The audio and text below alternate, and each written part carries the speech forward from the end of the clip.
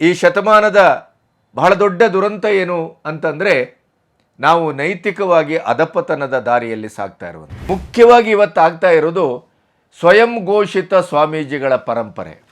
ನಮ್ಮ ಸಮಾಜವನ್ನು ಕಾಪಾಡಬೇಕಾದಂಥ ಪೊಲೀಸು ಅಥವಾ ರೆವಿನ್ಯೂ ಅಥವಾ ಇತ್ಯಾದಿ ಅಧಿಕಾರಿಗಳು ಇವರೆಲ್ಲರೂ ಈ ಕಿವಿಯಲ್ಲಿ ಕೇಳ್ತಾರೆ, ಈ ಕಿವಿಯಲ್ಲಿ ಬಿಡ್ತಾರೆ.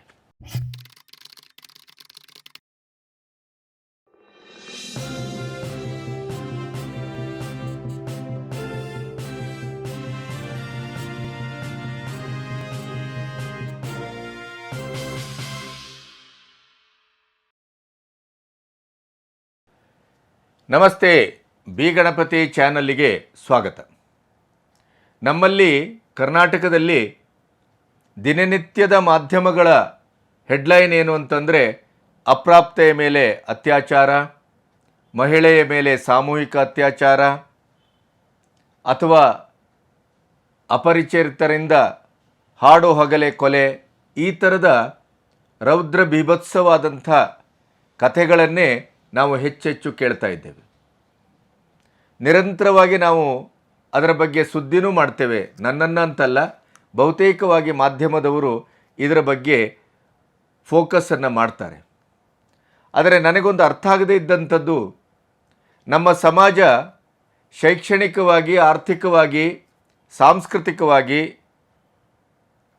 ಒಂದು ಹಂತದಲ್ಲಿ ನಾವೊಂದು 25 ವರ್ಷದ ಹಿಂದೆ ಮತ್ತು 25 ವರ್ಷದ ಮುಂದೆ ಅಂತ ಇಟ್ಕೊಂಡು ನೋಡಿದರೆ ಸಾಕಷ್ಟು ಬದಲಾವಣೆಗಳಾಗಿವೆ. ಸಾಕಷ್ಟು ಒಂದು ಆತ್ಮಸ್ಥೈರ್ಯದ ಬದುಕು, ಸುವ್ಯವಸ್ಥಿತವಾದ ಬದುಕು, ಒಂದು ಗಟ್ಟಿಯಾದ ಬದುಕು ಕಣ್ಣೆದುರು ಕಾಣ್ತಾ ಇದೆ. ಆದರೆ ನೈತಿಕ ಅಧಪತನ ಅಥವಾ ನೈತಿಕ ಮೌಲ್ಯ ಅಥವಾ ನೈತಿಕವಾದಂಥ ನೆಲೆಗಟ್ಟು ಅಂತ ಬಂದಾಗ ನಾವು ಆಧುನಿಕವಾದಂಥ ಬದುಕಿನ ಒಟ್ಟು ಪರ್ಯಾವರಣದಲ್ಲಿ ನಮ್ಮ ಮೂಲಭೂತವಾದಂಥ ನೈತಿಕ ಶಿಸ್ತು, ನೈತಿಕ ಮೌಲ್ಯ, ನೈತಿಕ ನೆಲೆಗಟ್ಟನ್ನು ಢಾಳಾಗಿ ಘಾಸಿಗೊಳ್ಳುವ ಹಾಗೆ ನಾವು ಕಳ್ಕೊಳ್ತಾ ಇದ್ದೇವೆ. ನಮಗೆ ಮೌಲ್ಯಗಳ ಪ್ರಜ್ಞೆಯೇ ಇಲ್ಲ ಅಂತ. ಇವತ್ತೊಂದು ಹೆಣ್ಣುಮಗಳನ್ನು ನಾವು ಕುಟುಂಬಸ್ಥರಾಗಿರ್ತೇವೆ, ಸಮಾಜದ ಒಂದು ಭಾಗ. ನೀವು ಮದುವೆ ಆದರೆ ಮಾತ್ರ ಸಮಾಜದ ಸಂಸಾರದ ಭಾಗ ಅಂತಿಲ್ಲ. ಮಕ್ಕಳನ್ನು ಹೆತ್ತರೆ ಮಾತ್ರ ಸಂಸಾರ ಅಥವಾ ತಂದೆ ತಾಯಿ ಆ ಮೋಹ ಬಂಧ, ಆ ಸಹೋದರತ್ವ, ಆ ಒಂದು ಭಾವನಾತ್ಮಕವಾದ ನೆಲೆ ಅನ್ನುವಂಥದ್ದು ಬೇಕಾಗಿಲ್ಲ. ಸಮಾಜದ ಭಾಗಿಯಾಗಿದ್ದ ಪ್ರತಿಯೊಬ್ಬನೂ ಕೂಡ ಸಂಸಾರ ಇರ್ಬೋದು, ಸಮಾಜ ಇರ್ಬೋದು, ಸಂಸ್ಕೃತಿ ಇರ್ಬೋದು, ಮೌಲ್ಯಗಳಿರ್ಬೋದು, ಇವೆಲ್ಲದರ ಒಟ್ಟೊಟ್ಟಿಗೆ ನಾವು ಬದುಕಬೇಕಾಗತ್ತೆ. ನಾವು ಕೊನೆಗೂ ಈ ಶತಮಾನದ ಬಹಳ ದೊಡ್ಡ ದುರಂತ ಏನು ಅಂತಂದರೆ ನಾವು ನೈತಿಕವಾಗಿ ಅಧಪತನದ ದಾರಿಯಲ್ಲಿ ಸಾಗ್ತಾ ಇರುವಂಥದ್ದು. ನಮಗೆ ನೈತಿಕ ಭಯವೂ ಇಲ್ಲ, ನೈತಿಕವಾದಂಥ ಒಂದು ನೆಲೆಗಟ್ಟಿನಲ್ಲಿ ಬದುಕಬೇಕು ಅನ್ನುವ ಕಾಳಜಿಯೂ ಇಲ್ಲ ಅಂತ. ಸಾಮಾನ್ಯರ ಬದುಕು ಮತ್ತು ಈ ನೈತಿಕ ಚೌಕಟ್ಟಿನಲ್ಲೇ ಬದುಕಬೇಕಾದಂಥ ಒಂದಿಷ್ಟು ಬದುಕುವಂಥ ಸಮಾಜದಲ್ಲಿ ಭಿನ್ನವಾದಂಥ ಸ್ತರಗಳಿದೆ. ಈಗ ಒಬ್ಬ ಸಾಮಾನ್ಯ ಬದುಕಿನಲ್ಲಿ ಇದ್ದಂತಹ ಮನುಷ್ಯ ನೈತಿಕವಾಗಿ ಎಷ್ಟು ಕೆಟ್ಟಿದ್ದಾನೆ, ಸಮಾಜಕ್ಕೆ ಮಾರ್ಗದರ್ಶನ ಮಾಡಬಹುದಾದಂಥ ಸ್ಥಿತಿಯಲ್ಲಿದ್ದಂಥ, ಅದು ಸೆಲೆಬ್ರಿಟಿಗಳಿರ್ಬೋದು, ರಾಜಕಾರಣಿಗಳಿರ್ಬೋದು, ಅಥವಾ ಕಲಾವಿದರಿರ್ಬೋದು, ಸಂಗೀತಗಾರರಿರ್ಬೋದು, ಮುಖ್ಯವಾಗಿ ಸ್ವಾಮೀಜಿಗಳು, ಈ ಸಮಾಜಕ್ಕೆ ಆದರ್ಶ ಅನ್ನಬಹುದಾದಂಥ ನೆಲೆಯಲ್ಲಿ ಬದುಕುವ ಪ್ರತಿಯೊಬ್ಬರು, ಈಗ ನಮ್ಮಂಥವರು ಕೂಡ ನಾವು ಯಾವ್ಯಾವುದೋ ಅನ್ಯಾಯದ ಬಗ್ಗೆ ಧ್ವನಿ ಎತ್ತುತ್ತೇವೆ. ರಾಷ್ಟ್ರೀಯತೆಯ ಬಗ್ಗೆ ವಿರುದ್ಧವಾಗಿ ಹೊರಟಂಥವರ ಒಂದು ಎದೆ ಸೀಳುವ ರೀತಿಯಲ್ಲಿ ನಾವು ಮಾತಾಡ್ತೇವೆ. ನಮ್ಮ ಮೌಲ್ಯಗಳನ್ನು ಕಾಪಿಡುವ, ಮೌಲ್ಯಾಧಾರಿತವಾಗಿ ಬದುಕುವ ಬದುಕಿನ ಬಗ್ಗೆ ಮಾತಾಡ್ತೇವೆ. ನಾವು ಪತ್ರಕರ್ತರು, ಮಾಧ್ಯಮದಲ್ಲಿದ್ದವರು ಕೂಡ ಬೇಕಾಬಿಟ್ಟಿಯಾಗಿ ಬದುಕಕೂಡದು, ಬದುಕಬಾರದು. ಯಾಕೆಂತಂದರೆ ನಮಗೆ ನಮ್ಮದೇ ಆದಂಥ ಒಂದು ಬದುಕಿನ ಶೈಲಿ ಅಂತಿದೆ, ಶಿಸ್ತು ಅಂತಿದೆ, ಮೌಲ್ಯ ಅಂತಿದೆ. ಯಾಕೆ ಅಂತಂದರೆ ನಾವು ಓದುವುದು ಕಾಶಿಪಟ, ತಿನ್ನುವುದು ಮಸಿಕೆಂಡ ಆಗಬಾರ್ದು. ಬಾಯಲ್ಲಿ ಮಾತ್ರ ಹೇಳೋದು ಬದುಕು ಇನ್ನೊಂದು. ನೋ, ಬದುಕು ಮತ್ತು ಬರಹ, ಬದುಕು ಮತ್ತು ಮಾತು, ಬದುಕು ಮತ್ತು ನಡೆ ನುಡಿ, ಇದು ಒಂದಕ್ಕೊಂದು ತಾಳೆ ಹಾಕಲ್ಪಡಬೇಕು, ಒಂದಕ್ಕೊಂದು ಅನುಸಂಧಾನಗೊಳ್ಳಬೇಕು, ಮತ್ತೊಂದು ಒಂದಕ್ಕೊಂದು ಮಿಳಿತವಾಗಿ ಅದು ಸಮಾಜಕ್ಕೆ ಅದರದೇ ಆದಂಥ ಮೌಲ್ಯವನ್ನು ಪ್ರತಿನಿಧಿಸುವಲ್ಲಿ ಅದು ಅನುರಣಿಸಬೇಕು. ಇಲ್ಲದೇ ಇದ್ದರೆ ನಾವು ಸಮಾಜಕ್ಕೆ ಯಾವುದೇ ರೀತಿಯಲ್ಲೂ ಬುದ್ಧಿ ಹೇಳುವ, ಪ್ರವಚನ ಮಾಡುವ ಅಥವಾ ಇನ್ನೊಂದೋ ಮಗದೊಂದೋ ಮಾಡುವಂಥ ಸಾಧ್ಯತೆಗಳನ್ನೇ ಬಿಡಬೇಕು ಅಂತ. ಮುಖ್ಯವಾಗಿ ಇವತ್ತು ಆಗ್ತಾ ಇರೋದು ಸ್ವಯಂ ಘೋಷಿತ ಸ್ವಾಮೀಜಿಗಳ ಪರಂಪರೆ, ಅವಧೂತ ಪರಂಪರೆ. ದಿಢೀರಂತ ಯಾವುದೋ ಮೂಲದಿಂದ ಬಂದು ಗಡ್ಡ ಬಿಟ್ಕೊಂಡು ನಾಮ ಹಾಕ್ಕೊಂಡು ರಾಮ ಕೃಷ್ಣ ಅಂತ ಹೇಳಿ ನಮ್ಮನ್ನು ಮೋಸ ಮಾಡುವಂಥ ಒಂದು ವರ್ಗ ಇದೆಯಲ್ಲ, ಅದು ಇವತ್ತು ಸಮಾಜಕ್ಕೆ, ಸಂಸ್ಕೃತಿಗೆ, ನಮ್ಮ ಇಡೀ ಸಾಮಾಜಿಕ ಮೌಲ್ಯಕ್ಕೆ ಮಹಾ ಆಘಾತವನ್ನು ತರ್ತಾ ಇದೆ. ಮಠದ ಮೂಲದಿಂದ ಪರಂಪರೆಯಾಗಿ ಸ್ವಾಮೀಜಿಗಳಾಗ್ತಾರೆ, ಅವರಿಗೆ ಅವರದೇ ಆದಂಥ ಒಂದು ಹಿನ್ನೆಲೆ ಆದರೂ ಇರ್ತದೆ. ಈಗ ಮುರುಘಾ ಮಠದಂಥ ದರಿದ್ರ ಸ್ವಾಮಿಗಳನ್ನು ನಾವು ನೋಡ್ತಾ ಇದ್ದೇವೆ. ರಾಷ್ಟ್ರೀಯತೆ ಅಂತ ಬಂದಾಗ ರಾಜಕೀಯದ ಒಂದು ಹಳವಂಡದಲ್ಲೇ ಕೂತ್ಕೊಂಡು ಪೀಠದಲ್ಲಿ ಮಾತಾಡುವವರನ್ನು ನಾವು ನೋಡ್ತೇವೆ. ಇವರೆಲ್ಲ ಸರ್ವಸಂಗ ಪರಿತ್ಯಾಗಿಗಳು, ಇವರೆಲ್ಲ ತಪಸ್ವಿಗಳು, ಇವರೆಲ್ಲ ಸಮಾಜ ಎಲ್ಲಾದರೂ ದಾರಿ ತಪ್ಪಿ ಹೋದಾಗ ಅದನ್ನು ಸರಿಪಡಿಸುವಂಥ ಒಂದು ಮಾರ್ಗಿಗಳು. ಆದರೆ ಇವತ್ತೇನಾಗಿದೆ, ರಾಜಕಾರಣಿಗಳಿಗಿಂತ, ಸಿನಿಮಾದ ಸೆಲೆಬ್ರಿಟಿಗಳಿಗಿಂತ ಅಥವಾ ಸಮಾಜಮುಖಿಯಾಗಿ ನಿಂತಂಥ ಬಹುತೇಕ ಸಮಾಜದ ಗಣ್ಯರು ಅನ್ನುವಂಥ ಪಡಪೋಷಿಗಳಿಗಿಂತ ಅತ್ಯಂತ ನಿಕೃಷ್ಟವಾಗಿ, ಅತ್ಯಂತ ತುಚ್ಛವಾಗಿ, ಅತ್ಯಂತ ಹೇಸಿಗೆ ಅನ್ನುವ ರೀತಿಯಲ್ಲಿ ಈ ಸಾಂಸ್ಕೃತಿಕ ಅಧ್ವೈರಿಗಳು, ಮಠಮಾನ್ಯಗಳಲ್ಲಿ ಕೂತಂಥ ಸ್ವಾಮೀಜಿಗಳು, ಸ್ವಗೋಚಿಸಿದ ಸ್ವಾಮೀಜಿಗಳು, ಈ ಸ್ವಾಮೀಜಿಗಳು ಅನ್ನುವಂಥದ್ದೇ ಇವತ್ತು ನಮಗೆ ಒಂದು ರೀತಿಯ ಹೇವರಿಕೆಯ ಪ್ರಶ್ನೆಯಾಗಿ ಕಾಡ್ತಾ ಇದೆ. ನಮಗೆ ಹೆಸರು ಹೇಳಲಿಕ್ಕೆ ಇಷ್ಟ ಇಲ್ಲ, ನನಗದರ ಅಗತ್ಯವೂ ಇಲ್ಲ. ಆದರೆ ಮಾಡಿದ್ದು ಮುಟ್ಟಿದ್ದು 4-5 ಸಿನಿಮಾಗಳು. ಇದೇ ನಮ್ಮ ಸಿನಿಮಾದಲ್ಲ ನಾಯಕಿಯರು ಕೆಲವರದ್ದನ್ನು ಹಿಸ್ಟ್ರಿ ತೆಗೆದ್ರೆ ಗೊತ್ತಾಗುತ್ತೆ ನಿಮಗೆ. ಮಾಡಿದ ಸಿನಿಮಾ 4, 10, 20 ಬಿಡಿ, ಕನ್ನಡದಲ್ಲಿ ಕೊಡುವ ಸಂಭಾವನೆ ಎಷ್ಟು ಅದು ನಮಗೆ ಗೊತ್ತಿದೆ.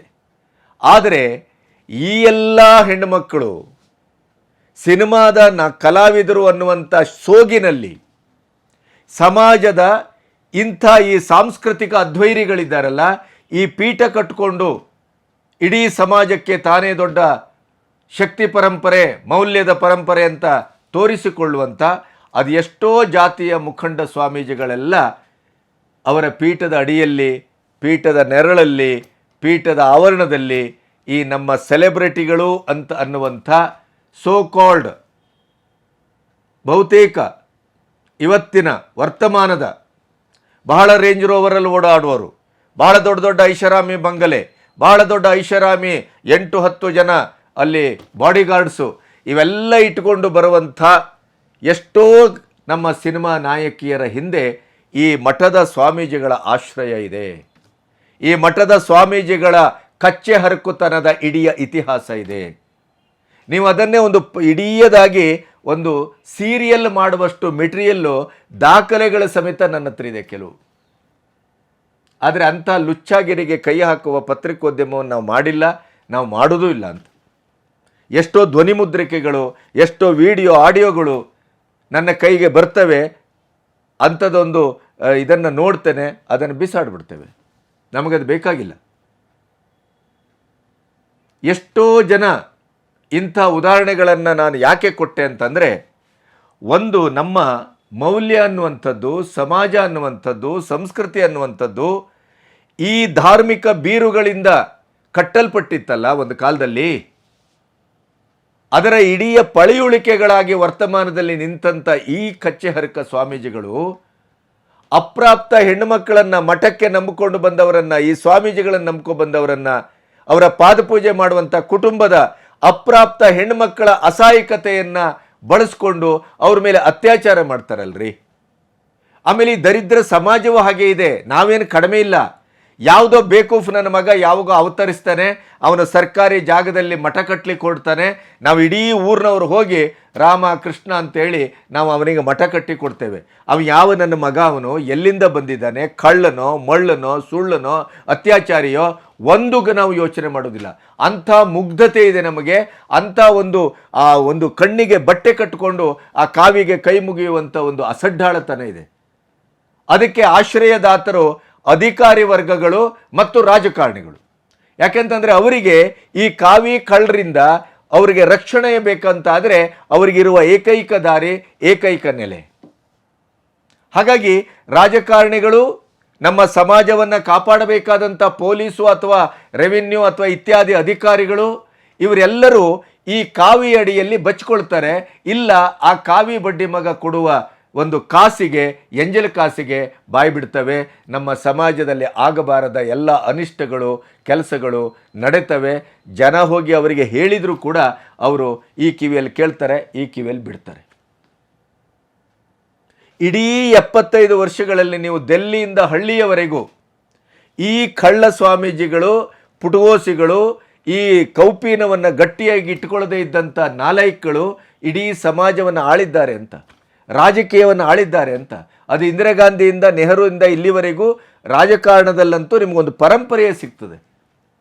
ಇಂಥ ಒಂದು ಉದಾಹರಣೆಗೆ ಈಗ ಬೆಳಗಾವಿಯ ರಾಯಭಾಗದ ಮೇಕಳಿಯ ಒಂದು 10 ಎಕರೆ ಸರ್ಕಾರಿ ಜಾಗದಲ್ಲಿ ಸ್ವಯಂ ಘೋಷಿತ ಲೋಕೇಶ್ವರ ಶಾಬಣ್ಣ ಭಂಗಿ ಅನ್ನುವನು ಲೋಕೇಶ್ವರ ಸ್ವಾಮೀಜಿಯಾಗಿ 2019ರಿಂದ ಅಲ್ಲಿ ವಿರಾಜಮಾನನಾಗಿರ್ತಾನೆ. ಅವನ 10 ಎಕರೆ ಜಾಗದಲ್ಲಿ ಬಂದು ಮಠ ಕಟ್ಟಿ ರಾಮ ಮಂದಿರ ಅಂತ ಹೆಸರಿಟ್ಟಾಗ ಇಡೀ ಊರಿನವರು ಅವನಿಗೆ ಸಹಕಾರ ಮಾಡಿದ್ದಾರೆ. ಆದರೆ ಆಮೇಲೆ ಅವ್ರಿಗೆ ಊರಿನವರು ಸುಮಾರು ಜನ ಹೇಳಿದ್ದಾರೆ, ಇವನೇನೋ ಅಕ್ರಮ ಚಟುವಟಿಕೆಯಲ್ಲಿದ್ದಾನೆ, ಏನೋ ಅಕ್ರಮ ದಂಧೆ ನಡೆಸ್ತಾ ಇದ್ದಾನೆ, ಅದರಿಂದ ಇವನ ಮೇಲೆ ಒಂದು ಕಣ್ಣಿಡಿ, ಅವನನ್ನು ಇದು ಮಾಡಿ ಅಂತ.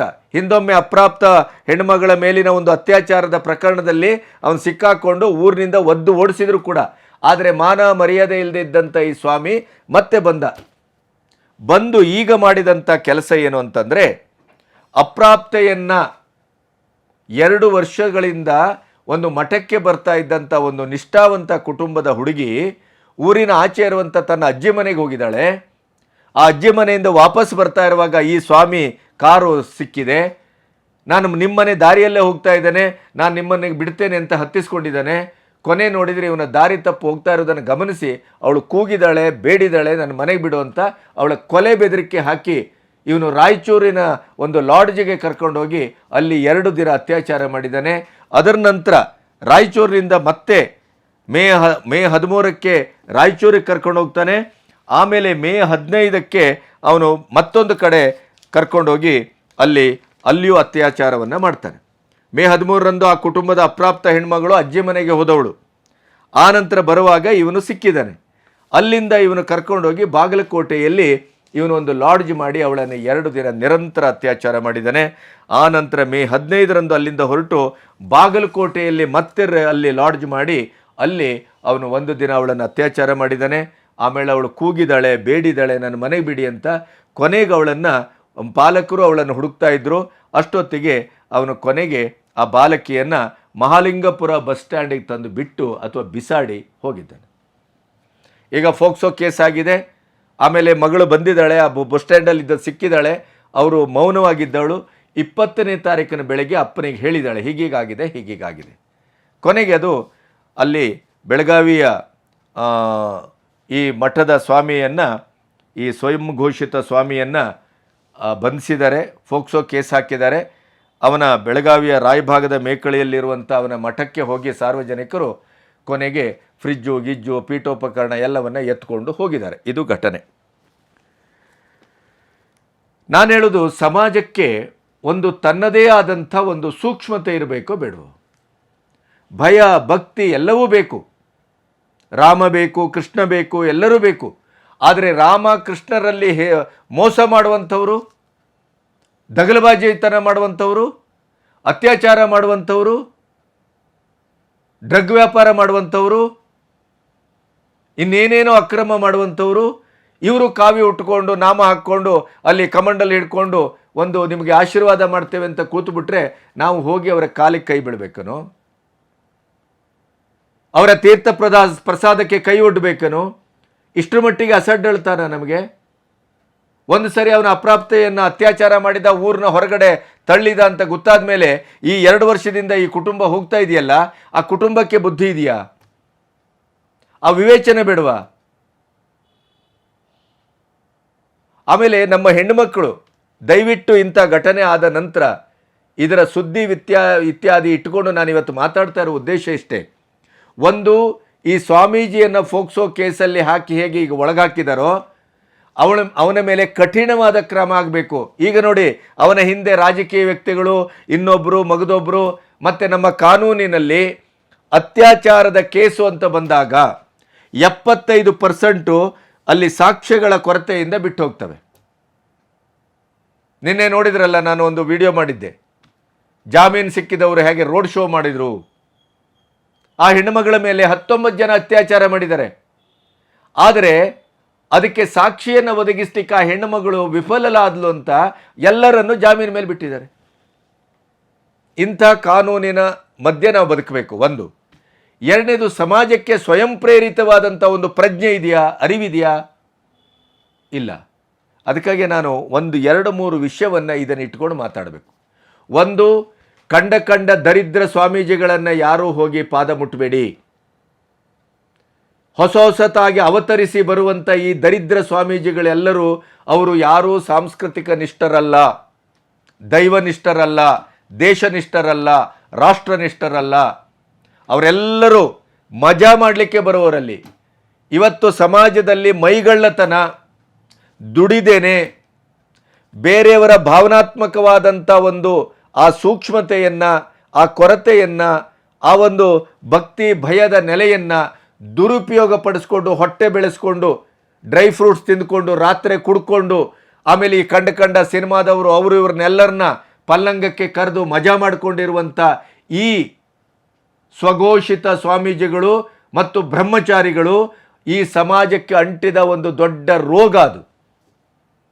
ಅದು ಕ್ರಿಶ್ಚಿಯಾನಿಟಿಯಲ್ಲೂ ಇದೆ, ಮುಸ್ಲಿಮರಲ್ಲೂ ಇದೆ, ಹಿಂದೂಗಳಲ್ಲೂ ಇದೆ. ಆದರೆ ದುರಂತ ಅಂದರೆ ಹಿಂದೂ ಸಮಾಜ, ನಮ್ಮ ಸನಾತನ ಸಮಾಜ, ಅಥವಾ ನಾವು ಇವತ್ತೇನು ಇಡೀ ಭಾರತವನ್ನು ಒಂದು ಪ್ರಾಚೀನ ಭಾರತವಾಗಿ, ಸನಾತನ ಭಾರತವಾಗಿ ಕಟ್ಟಲಿಕ್ಕೆ ಹೊರಟಿದ್ದೇವಲ್ಲ, ಅದಕ್ಕೆ ಬಹಳ ದೊಡ್ಡ ಅಪಚಾರ ಮತ್ತು ಅದಕ್ಕೆ ಬಹಳ ದೊಡ್ಡ ದ್ರೋಹ ಬಗೆತಾ ಇರುವವರೇ ಈ ಕೊಟ್ಟಿ ಸ್ವಾಮೀಜಿಗಳು. ಹಾಗೇಳಿ ನೀವು ಕೇಳ್ಬೋದು, ಎಲ್ಲ ಸ್ವಾಮೀಜಿಗಳು ಹಾಗೇನಾ? ಅಲ್ಲ. ಆದರೆ ರಾಜಕೀಯ ಮತ್ತು ಈ ಸೆಕ್ಸು ಅಂತ ಬಂದಾಗ, ಪಾಲಿಟಿಕ್ಸ್ ಆ್ಯಂಡ್ ಸೆಕ್ಸ್, ಹಣ ಅಂತ ಬಂದಾಗ, ಇವತ್ತು ಬಹುಭಾಗದ ಸ್ವಾಮೀಜಿಗಳು ಪರಂಪರೆಯಿಂದ ಬಂದವರು, ಮಠದ ಮೂಲದಿಂದ ಬಂದವರು, ಅವರನ್ನು ಸೇರಿ ಈ ಸ್ವಘೋಷಿತಗಳಂತೂ ಬಿಡಿ, ಇವ್ರದ್ದೊಂದು ದೊಡ್ಡ ಪರಂಪರೆಯೇ ಇದೆ, ಅದು ದೇಶಾದ್ಯಂತ ಇದೆ. ಅವರನ್ನು ನಂಬಿ ಕೆಡ್ತೇವಲ್ಲ, ನಮಗೆ ಮೆಟ್ಟಲು ಹೊಡ್ಕೋಬೇಕು. ನಮಗೆ ಗೊತ್ತಾಗೋದಿಲ್ವಾ ಈ ದರಿದ್ರ ಬುದ್ಧಿಯವನು ಯಾರು, ಒಳ್ಳೆ ಬುದ್ಧಿಯವನು ಯಾರು, ನಿಷ್ಠಾವಂತನ ಯಾರು ಅಂತ ಒಂದು ಸಣ್ಣ ಬೈಫರ್ಕೇಟ್ ಮಾಡಲಿಕ್ಕಾಗೋದಿಲ್ಲ. ಅವನಂತೂ ದರಿದ್ರಿ, ಅತ್ಯಾಚಾರ ಮಾಡುವವನು. ನಮಗೇನಾಗಿದೆ? 2 ವರ್ಷದಿಂದ ಹೋಗ್ತಾ ಇದ್ದಂಥ ಕುಟುಂಬಕ್ಕೆ ಅವನ ಹಣೆ ಬರ ಗೊತ್ತಾಗಲಿಲ್ಲ, ಒಂದು ಸಣ್ಣ ಸಂಜ್ಞೆ ಗೊತ್ತಾಗಲಿಲ್ಲ. ಆಮೇಲೆ ನಮ್ಮಲ್ಲಿ ಆ ಲಾಡ್ಜಲ್ಲಿ ಸ್ವಾಮೀಜಿಗಳಿಗೆ ಲಾಡ್ಜ್ ಕೊಡುವಂಥ ಪಟ್ಟಿಂಗರು ಯಾರ್ರೀ ಅವರು? ಆ ರಾಯಚೂರು ಮತ್ತು ಬಾಗಲಕೋಟೆ. ಅವರಿಗೆ ಅಷ್ಟು ಗೊತ್ತಾಗೋದಿಲ್ಲ. ಒಂದು ಹೆಣ್ಣು ಮಗಳನ್ನು ಕರ್ಕೊಬಂದಿದ್ದಾನೆ ಒಬ್ಬ ಸ್ವಾಮೀಜಿ, ಅವನು ಏನಕ್ಕೆ ಕರ್ಕೊಬಂದಿದ್ದಾನೆ ಅನ್ನುವಂಥ ಒಂದು ಸೂಕ್ಷ್ಮತೆ ಬೇಡ? ಅಂದರೆ ಈ ಸಮಾಜದಲ್ಲಿ ಒಂದು ನಿರ್ದಿಷ್ಟವಾದಂಥ ಒಂದು ಸಂವೇದನಾಶೀಲತೆಯನ್ನೇ ಕಳ್ಕೊಳ್ತಾ ಇದ್ದೇವೆ ನಾವು. ದುಡ್ಡುಗೋಸ್ಕರ ಸ್ವಾಮೀಜಿನೇ ಆಗಲಿ ಯಾರೇ ಆಗಲಿ ಒಂದು ಅಪ್ರಾಪ್ತ ಹೆಣ್ಣುಮಗಳನ್ನು ಕರ್ಕೊಂಡು ಲಾಡ್ಜಿಗೆ ಬಂದರೂ ಕೂಡ ಅಲ್ಲಿ ರೂಮ್ ಕೊಡುವಂಥ ಒಂದು ಅನಿಷ್ಟ ಪರಂಪರೆ ನಮ್ಮ ಸಮಾಜದಲ್ಲಿದೆ.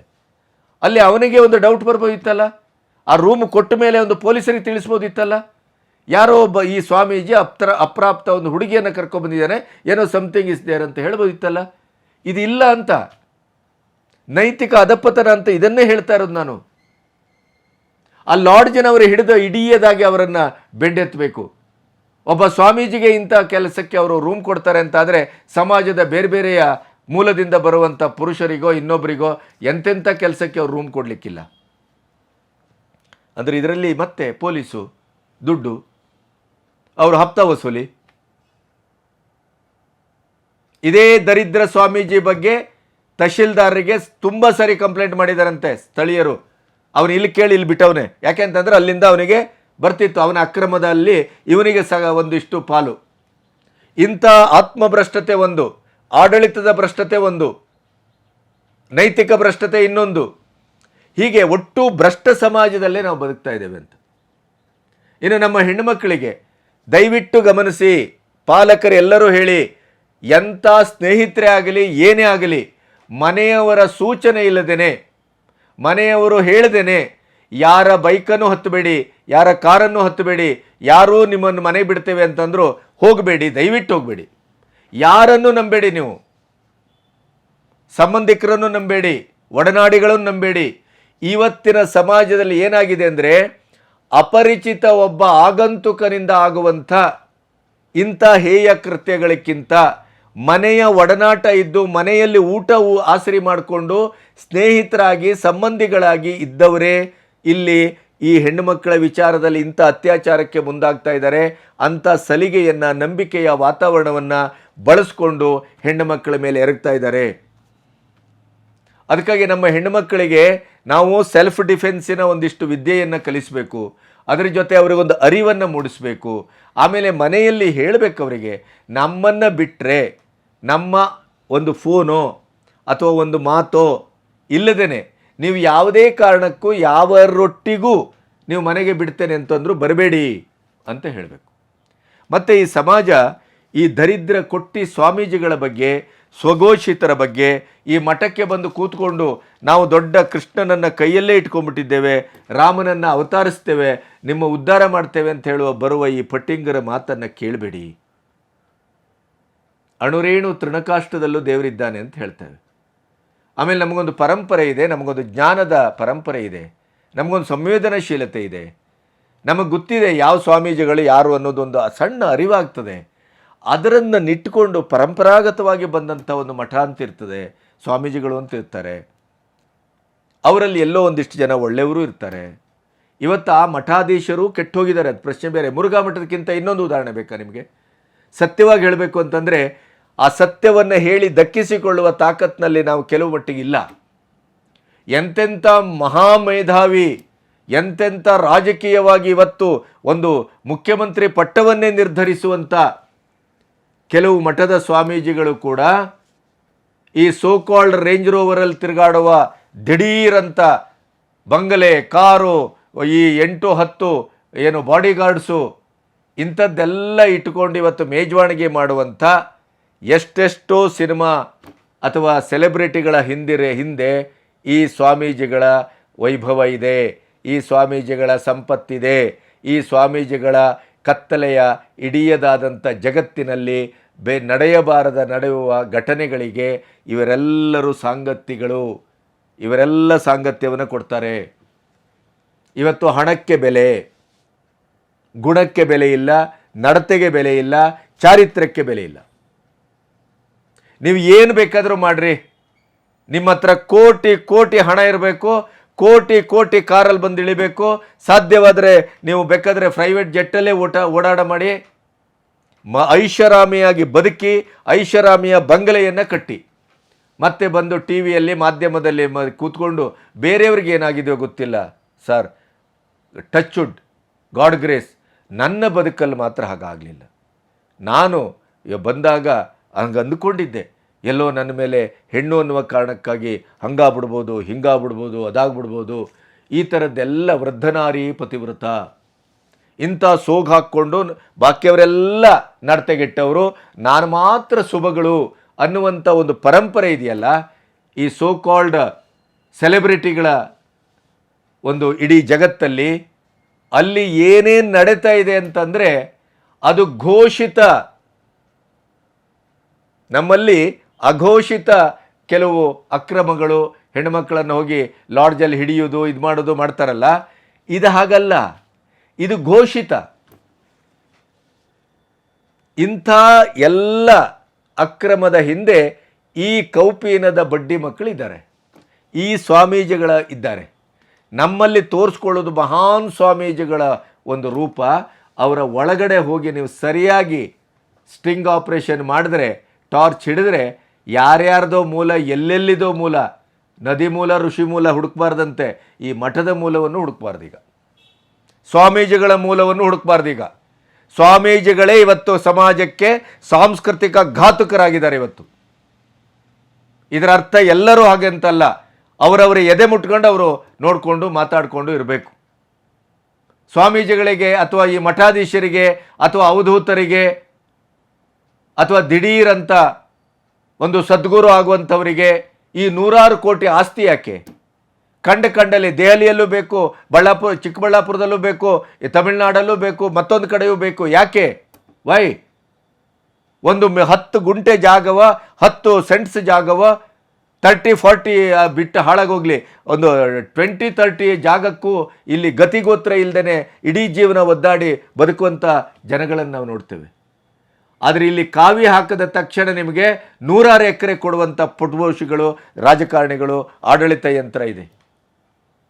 ಆದರೆ ಅವರು ಎಂತೆಂಥ ಕೆಲಸಕ್ಕೆ ಅದನ್ನು ಬಳಸ್ತಾರೆ, ಒಳಗೇನು ಮಾಡ್ತಾ ಇದ್ದಾರೆ, ಏನು ಕತೆ ಎಲ್ಲಾದರೂ ನೋಡಿದ್ದೀರಾ? ಹೋಗಿ ಚರ್ಚ್ಗಳಿಗೋ, ಹೋಗಿ ಮಸೀದಿಗಳಿಗೆ, ಹೋಗಿ ಮಠಕ್ಕೆ, ಅಲ್ಲಿ ಏನು ನಡೀತಾ ಇದೆ ಅನ್ನೋದನ್ನು ಸಂಪೂರ್ಣವಾಗಿ ಅರ್ಥಕೊಳ್ಳಿ. ದೇಶದ ಪರವಾಗಿದ್ದಾರೋ, ಸಮಾಜದ ಕಟ್ಟುವ ಸ್ಥಿತಿಯಲ್ಲಿದ್ದಾರೋ, ಅಥವಾ ಇಡೀ ಸಮಾಜವನ್ನು ತಮ್ಮ ಇಡೀ ಐಷಾರಾಮ್ಯ ಭೋಗದಿಂದ ಅದನ್ನೆಲ್ಲ ನಿರ್ನಾಮ ಮಾಡಲಿಕ್ಕೆ ಹೊರಟಿದ್ದಾರೆ. ನೋಡಿ ಎಷ್ಟು ಕೇಸುಗಳು ಬರ್ತಾ ಇವೆ. ಸ್ವಾಮೀಜಿಗಳಿಂದಲೇ ಮಕ್ಕಳ ಮೇಲೆ, ಅವರ ಶೈಕ್ಷಣಿಕ ಸಂಸ್ಥೆಯ ಮಕ್ಕಳ ಮೇಲೆ, ಆ ಮುರುಘಾ ಮಠದ ಸ್ವಾಮಿ, ಅದು ಆ ಸ್ವಾಮಿ ಪರಂಪರೆಗೆ ಒಂದು ದೊಡ್ಡ ಕಳಂಕ ಅಷ್ಟೇ ಅಲ್ಲ, ದ್ರೋಹಿ. ತನ್ನ ಮಠಕ್ಕೆ ಬಂದಂಥ ಮುಗ್ಧ ಹೆಣ್ಣುಮಕ್ಕಳನ್ನೇ ಲೈಂಗಿಕ ತೃಷೆಗೆ ಬಳಸಿಕೊಂಡಂಥ ದರಿದ್ರ ಸ್ವಾಮೀಜಿ. ಇಂಥ ಪರಂಪರೆಯಲ್ಲಿ ಮಕ್ಕಳು ಹಾಳಾಗ್ತಾ ಇದ್ದಾರಲ್ಲ, ಅದು ಬೇಸರ. ಆದ್ದರಿಂದ ಆ ವ್ಯವಸ್ಥೆಯನ್ನು ಸರಿ ಮಾಡಲಿಕ್ಕೆ ನಮಗೆ ಸದ್ಯಕ್ಕಾಗದೇ ಇರ್ಬೋದು. ಯಾಕೆಂತಂದರೆ ವ್ಯವಸ್ಥೆಯನ್ನು ಸರಿ ಮಾಡುವಂಥ ಅದು ಕಾರ್ಯಾಂಗ ಇರ್ಬೋದು, ನ್ಯಾಯಾಂಗ ಇರ್ಬೋದು, ಶಾಸಕಾಂಗ ಇರ್ಬೋದು, ಸಮಾಜ ಇರ್ಬೋದು, ಅದರ ಬಗ್ಗೆ ಅದಕ್ಕೆ ಗೊಡವೆನೇ ಇಲ್ಲ ಅಂತ. ನಮ್ಮ ಮಕ್ಕಳಿಗೆ ತೊಂದರೆ ಆದಾಗ ನಾವು ಎಚ್ಚರಗೊಳ್ತೇವೆ ಅಷ್ಟೇ. ಆದರೆ ನಾವು ಕನಿಷ್ಠ ಪಕ್ಷ ನಮ್ಮ ಕುಟುಂಬದ ಮಕ್ಕಳನ್ನು ನಾವು ರಕ್ಷಿಸುವ ದೃಷ್ಟಿಯಲ್ಲಿ ಏನನ್ನು ಮಾಡಬೇಕು ಅನ್ನೋದ್ರ ಬಗ್ಗೆ ಬಹಳ ತ್ವರಿತವಾಗಿ, ಗಂಭೀರವಾಗಿ ಆಲೋಚನೆ ಮಾಡಬೇಕಾದಂಥ ಸ್ಥಿತಿಯನ್ನು ಇಂಥ ಘಟನೆಗಳು ತಂದು ಒಡ್ಡುತ್ತವೆ ಅಂತ ನಾನು ನಂಬುತ್ತೇನೆ. ಈ ಸ್ವಾಮೀಜಿಗಳಿಗೂ ಏನು ದೊಡ್ಡ ಶಿಕ್ಷೆ ಆಗ್ತದೆ, ದೊಡ್ಡ ಇದಾಗ್ತದೆ ಅಂತ ನಾನು ನಂಬುವುದಿಲ್ಲ. ಯಾಕೆಂತಂದರೆ ನಮ್ಮ ವ್ಯವಸ್ಥೆ ಅವರನ್ನು ಸುರಕ್ಷಿತವಾಗಿ ಒಂದು 4 ದಿನ ಜೈಲಲ್ಲಿಟ್ಟು ಅಲ್ಲೂ ಬೇರೆ ಬೇರೆ ಎಲ್ಲ ಮೇಜುವಾಣಿಗೆಯನ್ನು ಕೊಟ್ಟು ಆಮೇಲೆ ಅವರು ಜಾಮೀನಿಂದ ಹೊರಗೆ ಬರ್ತಾರೆ, ಮತ್ತು ತಕ್ಕಾಗಿ ಬದುಕ್ತಾರೆ. ಈಗ ಮುರುಘಸ್ವಾಮಿ ನೋಡ್ತಾ ಇಲ್ವ ನಾವು? ಅಂತ ಎಷ್ಟು ಸ್ವಾಮೀಜಿಗಳು ಬೇಕು ನಿಮಗೆ? ಎಷ್ಟು ಅತ್ಯಾಚಾರದ ಪ್ರಕರಣದಲ್ಲಿ ಸಿಲುಕಾಕೊಂಡವರು ಭಯಂಕರ ದೊಡ್ಡ ಸ್ವಾಮೀಜಿಗಳಾಗಿ ಈಗಲೂ ಪೀಠದಲ್ಲಿ ಕೂತವ್ರು ಬೇಡವಾ ನಿಮಗೆ? ಸಿಗ್ತಾರೆ, ಬೇಕಾದಷ್ಟು ಜನ ಸಿಗ್ತಾರೆ. ಮುಖ್ಯವಾಗಿ ಸಮಾಜಕ್ಕೆ ಒಂದು ವ್ರಣ ಆಗ್ತಾ ಇದ್ದಾರೆ, ಸಮಾಜಕ್ಕೆ ಒಂದು ಘಾತುಕ ಶಕ್ತಿಗಳಾಗ್ತಾ ಇದ್ದಾರೆ. ಮತ್ತು ರಾಜಕೀಯವಾಗಿ ಕೂಡ ಈ ಮಠದ ಪೀಠದ ಹೆಸರಿನಲ್ಲಿ ಏನೇನು ನಡೆಬಾರ್ದೋ ಅದೆಲ್ಲವೂ ನಡೀತದೆ ಇಲ್ಲಿ. ಇಂಥ ಒಂದು ಕೆಟ್ಟ ಸ್ಥಿತಿಯಲ್ಲಿ ಹಿಂದೂ ಧರ್ಮನೂ ನಿಂತಿದೆ. ಹಿಂದೂ ಧರ್ಮವನ್ನು ಕುಲಗೆಡಿಸುವಂಥ ಕುಲಗೇಡಿಗಳು ಇವರೆಲ್ಲ. ರಾಮನ ಹೆಸರಲ್ಲಿ, ಕೃಷ್ಣನ ಹೆಸರಲ್ಲಿ ಚಪ್ಪಲಿ ಹೊಡೆದು ಇವರನ್ನು ಹೊರಗಡೆ ಹಾಕ್ಬೇಕ್ರಿ ಸಮಾಜದಿಂದ. ಅಂಥದ್ದು ಒಂದು ಕಂಡ್ರೆ ಪೊಲೀಸು ಗೀಲಿಸು ಅಲ್ಲ, ಇಡೀ ಸಮಾಜದ ಪಂಚಾಯಿತಿ ಆ ಕೆಲಸವನ್ನು ಮಾಡಬೇಕು. ಅದರ ಅರ್ಥ ಅವನಿಗೆ ಮ್ಯಾನ್ ಹ್ಯಾಂಡಲ್ ಮಾಡಬೇಕು ಅಂತಲ್ಲ, ಅವನನ್ನು ಇಡೀ ಸಮಾಜದಿಂದ ಹೊರಗಡೆ ಬಿಸಾಡಿ. ಇದನ್ನು ನಾವು ಮಾಡದೇ ಇದ್ದರೆ, ಸಮಾಜಿಕರು ಮಾಡದೇ ಇದ್ದರೆ, ಸಾಮಾಜಿಕರು ಮಾಡದೇ ಇದ್ದರೆ ಇದನ್ನು ಈ ವ್ಯವಸ್ಥೆ ಮಾಡೋದಿಲ್ಲ. ನೆನಪಿಡಿ, ನಮ್ಮನ್ನು ನಾವು ಕಾಪಾಡಿಕೊಳ್ಬೇಕು. ಅದರ ಅರ್ಥ ನೈತಿಕ ಪೊಲೀಸ್ಗಿರಿ ಅಂತಲ್ಲ, ಹಿಂಸಾತ್ಮಕವಾದದ್ದು ಅಂತಲ್ಲ, ಹೊಡೆಯುವುದು ಬಡಿಯುವುದು ಅಂತಲ್ಲ, ಕೊಲ್ಲುವುದು ಅಂತಲ್ಲ. ನಮ್ಮ ಸಮಾಜದಲ್ಲಿ ಇಂಥ ಒಂದು ದುಷ್ಟ ಶಕ್ತಿಗಳಿದ್ದಾಗ ಅದನ್ನು ಸಮಾಜದಿಂದ ಹೊರಗಡೆ ಹಾಕುವಂಥ ಒಂದು ಕೆಲಸವನ್ನು ಸಾಮಾಜಿಕರು ಸಂಯಮದಿಂದ ಮಾಡಬೇಕು. ಇಲ್ಲದೇ ಇದ್ರೆ ಇಂಥ ದರಿದ್ರ ಸ್ವಾಮೀಜಿಗಳು ಇವರು ಧರ್ಮವನ್ನು ಕೆಡಿಸ್ತಾರೆ, ನಮ್ಮ ಇಡೀ ನೆಲವನ್ನು ಕೆಡಿಸ್ತಾರೆ, ಸಮಾಜವನ್ನು ಕೆಡಿಸ್ತಾರೆ, ನಮ್ಮ ಸನಾತನದ ಇಡೀದಾದಂಥ ಒಂದು ಇಡೀ ಪರಂಪರೆಯನ್ನು ಇವರು ಕುಲಗೆಡಿಸ್ತಾರೆ. ಇಂಥವರಿಂದ ಹಾಳಾಗಲಿಕ್ಕೆ ಒಂದು ಸಣ್ಣ ಬಿಂದು ಲಿಂಬು ಹುಳಿ ಅಥವಾ ಸಾಕಾಗತ್ತದು. ಅಂಥ ಕಿಡಿಗೇಡಿಗಳಿವರು. ಇವರ ಬಗ್ಗೆ ಒಂದು ಜಾಗೃತಿಯಾಗಿ ನಾವು ಇರಬೇಕು. ಕಂಡವರು ಹೋಗಿ ನಮ್ಮ ಅಮೂಲ್ಯವಾದಂಥ ಈ ನೊಸಲನ್ನು ಅವರ ದರಿದ್ರ ಪಾದಗಳಿಗೆ ಮುಟ್ಟಿಸೋದು ಬೇಡ. ಶ್ರೇಷ್ಠ ಪಾದಗಳಿವೆ. ಆ ಶ್ರೇಷ್ಠ ಪಾದಗಳು ಕೇವಲ ಸ್ವಾಮೀಜಿಗಳಾಗಬೇಕಿರಬೇಕಾಗಿಲ್ಲ. ಸಮಾಜದ ಮಧ್ಯೆ ಸಂಸಾರಸ್ಥರಾಗಿದ್ದವರು ನಮ್ಮ ಸ್ವಾಮೀಜಿಗಳು ಅಂತ ಹೇಳಿಕೊಂಡವ್ರಿಗಿಂತ 100,000 ಪಟ್ಟು ಅದ್ಭುತವಾದಂಥ ಒಂದು ದಿವ್ಯ ಮೂರ್ತಿಗಳಾಗಿ ಇರುವಂಥವ್ರು ಇದ್ದಾರೆ. ಕೃಷಿಕರಿದ್ದಾರೆ, ಕೂಲಿ ಕಾರ್ಮಿಕರಿರ್ಬೋದು, ಶಿಕ್ಷಕರಿರ್ಬೋದು, ಇನ್ನೊಬ್ರು ಇರ್ಬೋದು, ಎಲ್ಲರೂ ಇದ್ದಾರೆ. ಅದನ್ನು ಗುರುತಿಸೋಣ. ಈ ವೇಷಧಾರಿಗಳು ಆ ಟಿ ವಿಯಲ್ಲೆಲ್ಲ ಬರ್ತಾರೆ ನೋಡಿ, ಜ್ಯೋತಿಷ್ಯ ಹೆಸರಿನಲ್ಲಿ, ಗುರುಜಿಗಳ ಹೆಸರಿನಲ್ಲಿ ಇಡೀ ಹಿಮಾಲಯದ ತಪ್ಪಲಲ್ಲಿದ್ದಂಥ ಎಲ್ಲ ರುದ್ರಾಕ್ಷಿಗಳನ್ನು ಹಾಕೊಂಡಿರ್ತಾರೆ. ಇಡೀ ಇದು ಏನು ಸಿನಿಮಾದಲ್ಲಿ ಬರುವಂಥ ಒಬ್ಬ ಸ್ವಾಮೀಜಿಯ ಒಂದು ವೇಷಭೂಷಣಗಳು ಕೂಡ, ಕಾಸ್ಟ್ಯೂಮ್ಸ್ ಕೂಡ ಅಷ್ಟು ಉಗ್ರವಾಗಿ ಉಜ್ವಲವಾಗಿರೋದಿಲ್ಲ. ಅಂಥ ದರಿದ್ರ ಸ್ವಾಮೀಜಿಗಳು. ಸಿದ್ದೇಶ್ವರ ಶ್ರೀಗಳಿದ್ರಲ್ರಿ, ಏನಾದರೂ ಆಡಂಬರ ಇತ್ತ? ಸರಳತೆಯೇ ಒಂದು ಸೌಂದರ್ಯದ ಪ್ರತೀಕ ಅನ್ನೋದಕ್ಕೆ ಇಡೀ ಕಾಲಾತೀತವಾಗಿ ನಿಂತು ಹೋದ್ರಲ್ರಿ ಅವರು. ಅಂಥವರು ನಮ್ಮ ಸಮಾಜದಲ್ಲಿ, ಅವರನ್ನು ಹೋಗಿ ಕಾಲಿಗೆ ಬೀಳೋಣ. ಕಂಡವರಿಗೆ ಕಾಲಿಗೆ ಬೀಳುವಂಥ ಈ ದೌರ್ಭಾಗ್ಯ ಬೇಡ. ನಮ್ಮ ಮಕ್ಕಳನ್ನೇ ಅವರು ಈ ರೀತಿ ಅತ್ಯಾಚಾರ ಮಾಡುವಂಥ ದುಷ್ಟ ಜಂತುಗಳವರು. ನಮಸ್ತೆ.